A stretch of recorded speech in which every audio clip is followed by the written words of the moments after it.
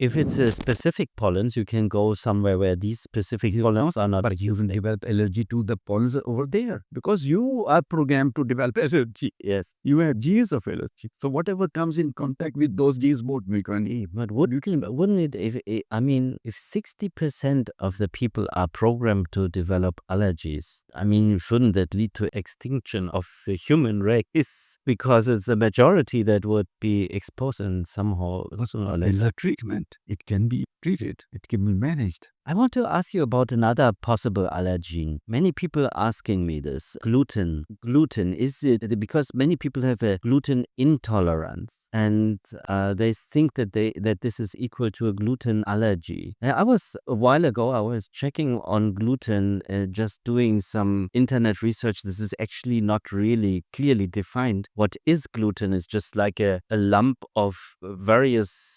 macromolecules that is present in wheat, flour, and for example, and glues the dough to mass when it's together with water. What puzzled me is that if it's an allergy, then you should have really a bad reaction to that gluten. If it is an intolerance, I was always thinking, shouldn't it be normal? Because eating bread has not been, let's say, the bigger plan of the human, because that would require, let's say, agriculture and manufacturing and so on. And it's pretty clear that our body cannot handle such things that are not primarily present in the nature. Is that right? Is this wrong? Right.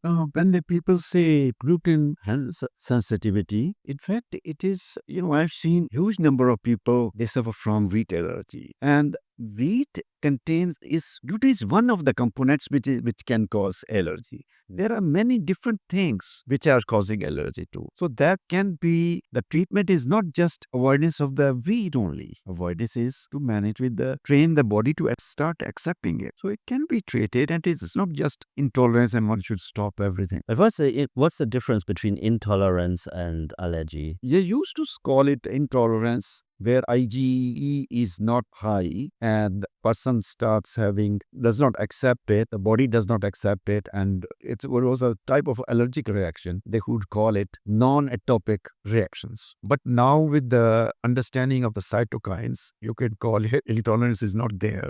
It's allergy. So It's an immune response. So this has a little bit shifted now. Yeah.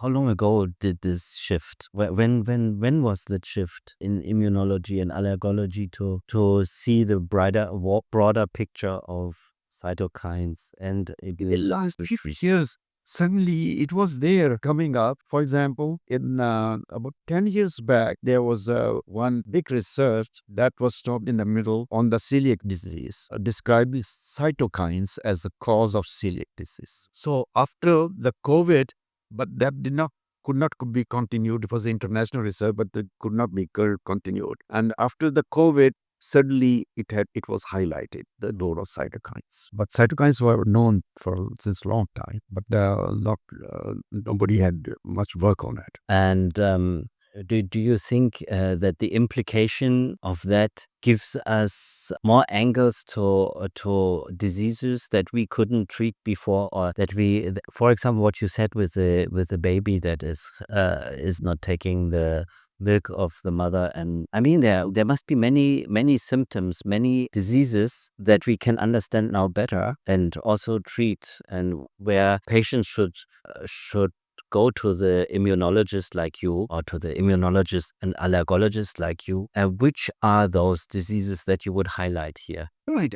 Mark, I just would discuss briefly also before that for every immune disease, whether it is allergy or it is diabetes or it is celiac disease or ulcerative colitis, any immune or autoimmune disease, there is increased production of the antibodies, destructive antibodies, and cytokines specific. They have specific cytokines are called pro-inflammatory cytokines. And Now you can appreciate that immunotherapy is not only they used to say it is an allergy, even for cancer treatment, immunotherapy is being given. Malignant melanoma was not treatable and people, as you know, used to die because of it. But now immunotherapy, they can treat very successfully for malignant melanoma.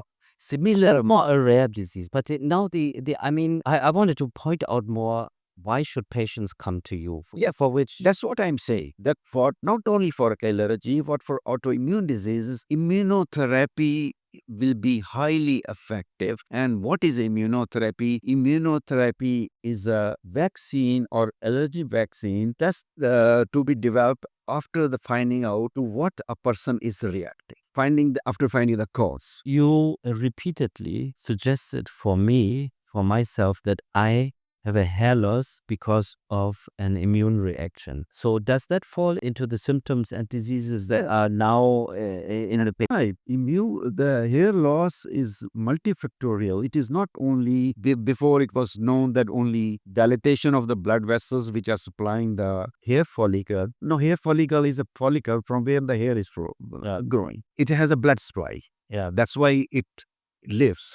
It becomes longer and longer. Yeah. But due to the DHT, which is we need to for a hair loss, immune response is there, and that has to be treated properly. And if it is not treated, hair loss will continue. So the new knowledge about the mechanisms of, or the latest knowledge about the mechanisms of allergies or allergic reactions includes more diseases. Which are the symptoms that patients can come to you? You named it already, melanoma, but I mean, this is rather rare. No, melanoma is the kind of cancer. Actually, You said that's autoimmune disease. yeah. Autoimmune diseases, Which autoimmune disease? celiac disease, ulcerative colitis, Yes. even diabetes, even Hashimoto's thyroiditis, Yes. hair loss. There is an autoimmune hair loss, which is it's called alopecia areata. That's autoimmune. That can be treated. Possible also pediatric, isn't it? No, in adults. So, And how about pediatrics? in the pediatrics, sorry, repeat your question. Yeah, in for children, specific diseases of children. Is it just allergic rhinitis, or is it Diarrhea, asthma? frequent diarrhea, vomiting, weight loss, and then common diseases like rhinitis, then asthma, eczema. You could be up here when I was also talking about bedwetting. Bedwetting is very important. That is Yeah. very common also. Yeah. That must be treated.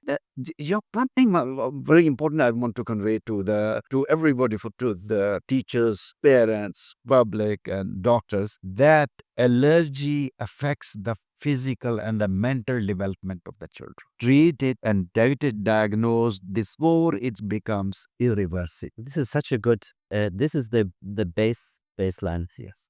Always consider allergy as a possible reason for the symptom, and rather come to see you or any other allergologist and figure out if allergy could be behind it, because the earlier you treat, the better is the benefit you get from it. That's right. Now, what are the early symptoms of for example, a child is, parents have the disease of allergy. Child is not showing allergic rhinitis or asthma, but he's developing allergy.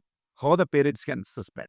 Exactly. I want to tell you that. Yes. Yes. So this is a very good, and we need to do continuous talks. Yeah, Shahid, it was very nice talking with you. So much information that I have to digest now, and anybody who was listening to the end of this video must feel the same. I really admire anyone who had the patience to learn so much in 45 minutes. It was an amazing talk, and thank you so much for giving us the insight into allergy. Thank you very much. And I really thank you, so that people can understand, because lack of knowledge and due to ignorance, that disease is spreading, and the children basically, they develop the mental and physical developmental problems. And if they can be treated early, it will be very good for the parents, also for the children. Yes. Thank you very much. Good.